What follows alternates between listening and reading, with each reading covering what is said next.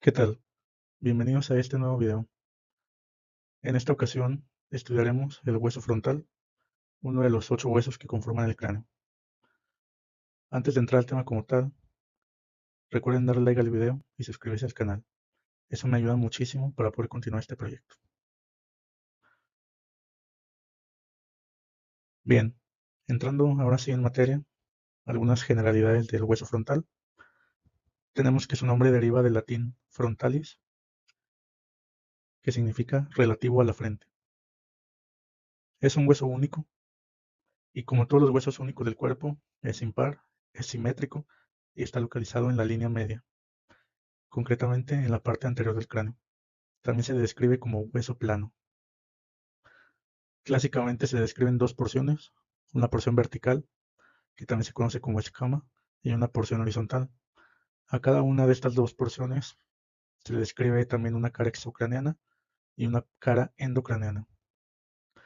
Y también se describen tres bordes, un borde superior, un borde posterior y un borde inferior. Esta es la forma más clásica de describir al hueso frontal, sin embargo no es la única, y realmente no importa la manera en la que lo describan, lo que importa es ser sistemáticos para que no se nos pase nada. Bien, comenzando por la porción vertical o escama del frontal, porque se describe que tiene forma de escama. En esta imagen observamos su cara exocraneana. En la línea media y hacia su parte inferior se describe la eminencia frontal media o glabela. Glabela significa superficie lisa o sin pelo y corresponde al área que se encuentra entre ambas cejas. Por arriba de esta se describe la sutura metópica, que es una sutura vestigial de la unión de ambas porciones del hueso frontal. Hacia los lados de la glabela, estas superficies o eminencias curvas que se conocen como arcos superciliares porque se encuentran arriba de las cejas. Y arriba de estos arcos superciliares tenemos estas superficies lisas que se conocen como ojivas o eminencias frontales. Más hacia los lados, hacia la parte lateral, observamos esta cresta o línea temporal que se va a continuar en el cráneo articulado con la línea curva superior del hueso parietal. Y por debajo de esta observamos esta pequeña superficie, es la superficie temporal del hueso frontal, que va a servir de inserción para algunos haces musculares del músculo temporal. En esta otra imagen observamos lo que sería el hueso frontal en el cráneo de un niño, donde nos llama la atención la sutura metópica mucho más marcada, ya que en los niños todavía no se fusiona completamente, y también se describe que las eminencias frontales son mucho más pronunciadas en los niños que en los adultos. Hay que mencionar también lo que se conoce como senos frontales. Estas son las pequeñas cavidades neumáticas, es decir, llenas de aire, que se encuentran en el espesor del hueso, más o menos detrás de los arcos superciliares. En esta imagen lateral cortada del hueso frontal, vemos en su interior lo que sería el seno frontal, que como les comentaba es una cavidad neumática llena de aire. Estas estructuras se van a describir junto con los senos paranasales en otro video. Aquí vemos una vista lateral del hueso frontal en un cráneo articulado, donde vemos la cresta temporal, que como les mencionaba se continúa con la línea curva superior del hueso parietal. Toda esta línea curva del hueso parietal y cresta temporal del hueso frontal van a servir de inserción para la aponeurosis del músculo temporal, mientras que toda la fosa temporal sirve de inserción para el músculo temporal, incluida esta pequeña superficie que corresponde al hueso frontal, como les mencioné. Aquí en esta otra imagen vemos lo que es todo el músculo temporal insertado en la fosa temporal, una pequeña parte que está formada por el hueso frontal.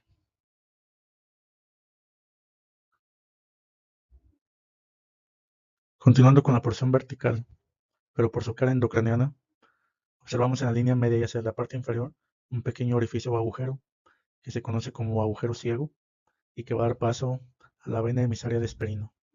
Por arriba de este agujero ciego, una pequeña cresta, la cresta frontal, que va a dar inserción a la hoz del cerebro, y por arriba de esta un surco o canal que se conoce como surco del seno longitudinal superior. Hacia ambos lados de este surco o canal, unas pequeñas fosas, son las fosas de Paccioni, que corresponden con las granulaciones aracnoideas. En esta imagen tenemos una vista lateral del hueso frontal, donde podemos observar esta pequeña vena, que es la vena emisaria de Hesperino, que pasa por el agujero ciego, y que va a servir para comunicar los plexos venosos de la cavidad nasal con la circulación intracraneal. Y en esta otra imagen, también una vista lateral, observamos esta estructura venosa que recorre el cráneo por su parte interior, por toda la línea media. Es el seno longitudinal superior, que como les comentaba, está en relación con el surco del seno longitudinal superior, por la cara endocraniana. Pasando ahora a lo que es la porción horizontal, describimos su cara exocraniana. En la línea media observamos esta escotadura con forma de U invertida, que se conoce como escotadura etmoidal, y que va a servir para articularse con el hueso etmoides. A ambos lados de esta escotadura observamos estos pequeños orificios, son las hemiceldillas frontales. Hemiceldillas significa la mitad de una celda, que al articularse con el hueso etmoides va a completarlas y va a formar celdas completas. Se describe hacia la parte interior de estas hemiceldillas un surco o canal, el canal etmoidal anterior, que va a dar paso a la arteria etmoidal anterior y el nervio nasal interno, y un canal etmoidal posterior para la arteria etmoidal posterior y el nervio etmoidal posterior o nervio esfenoetmoidal de Luschka. Hacia ambos lados de esta escotadura etmoidal y hemiceldillas etmoidales llaman la atención esta fosa, que es conocida como la fosa orbitaria, y va a formar la mayor parte del techo de la órbita. Hacia la parte lateral, unas fosas muy marcadas son las fosas lagrimales y van a servir para alojar a la glándula lagrimal. Y hacia el ángulo interno, otra pequeña fosa llamada fosa supratronclear, que va a servir para dar inserción a la polea de reflexión del músculo oblicuo superior del globo ocular. Aquí tenemos un corte coronal del hueso frontal y observamos esta pequeña estructura que sería la glándula lagrimal, que estaría alojada en la fosa lagrimal que acabamos de describir. Aquí otra imagen, también una vista coronal, donde observamos esta estructura, que es la polea de reflexión del músculo oblicuo superior, y se va a estar insertando en la fosa supratronclear, que igualmente acabamos de describir.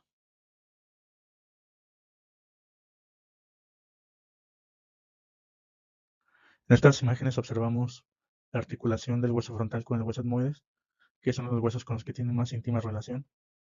Vemos una vista inferior del hueso frontal, donde observamos la cara exocraniana de su porción horizontal, y vemos que en la escotadura etmoidal ya se encuentra articulado el hueso etmoides, completando de esta manera las hemiceldillas frontales, para crear unas celdas completas.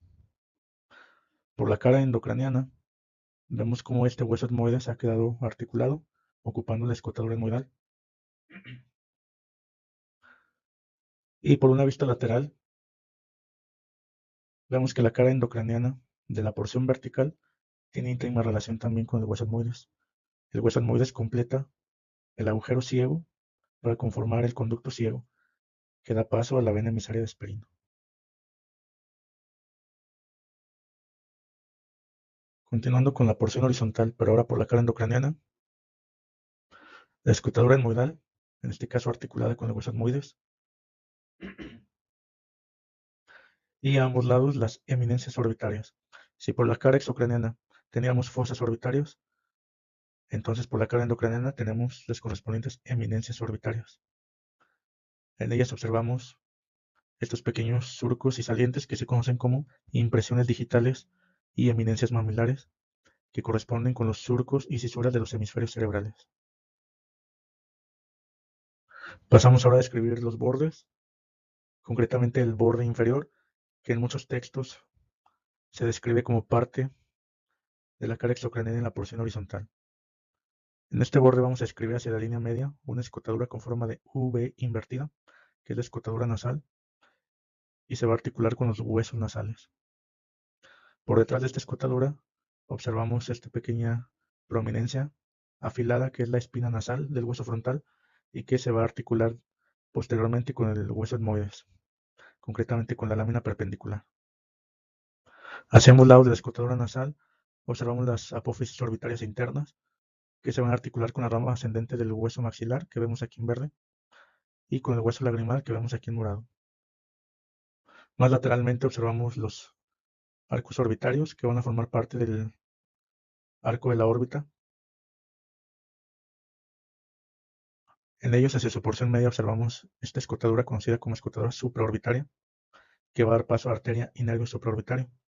En algunas ocasiones, más interiormente, también podemos observar otra escotadura, que se conoce como escotadura frontal interna o escotadura supratronclear. Ambas escotaduras están representadas en esta imagen: escotadura supraorbitaria para arteria y nervio supraorbitario, y escotadura supratronclear o frontal interna para arteria y nervio supratronclear. Finalmente, más hacia la parte externa de este borde tenemos la apófisis orbitaria externa, que se va a articular con el hueso malar o cigomático.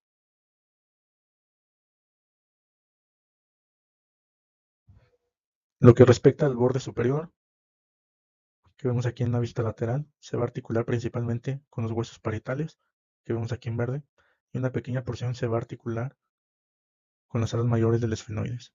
Aquí vemos una vista superior del hueso frontal, donde vemos el borde superior articulándose con ambos parietales, y que al articularse forman esta sutura, que se conoce como sutura coronal. Por último, lo que respecta al borde posterior, que estamos observándolo aquí desde la cara endocraniana de su porción horizontal, se va a articular principalmente con el borde anterior de las alas menores del esfenoides y una pequeña porción que se va a articular con las alas mayores del esfenoides y el hueso parietal. A manera de breviario o resumen, los huesos con los que se va a articular el hueso frontal son con ambos parietales hacia su borde superior, con el etmoides en la escotadura etmoidal, el esfenoides con su borde posterior, los huesos nasales en la escotadura nasal, los maxilares en la apófisis orbitaria interna y los cigomáticos en la apófisis orbitaria externa.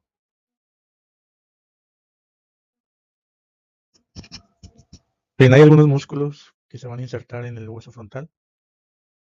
Si bien no es el objetivo de este video profundizar en los músculos, en sus inserciones, inervación y irrigación, ni mucho menos, sí considero adecuado por lo menos conocer brevemente cuáles son estos músculos, para que cuando llegue el momento de estudiarlos no nos parezcan tan desconocidos.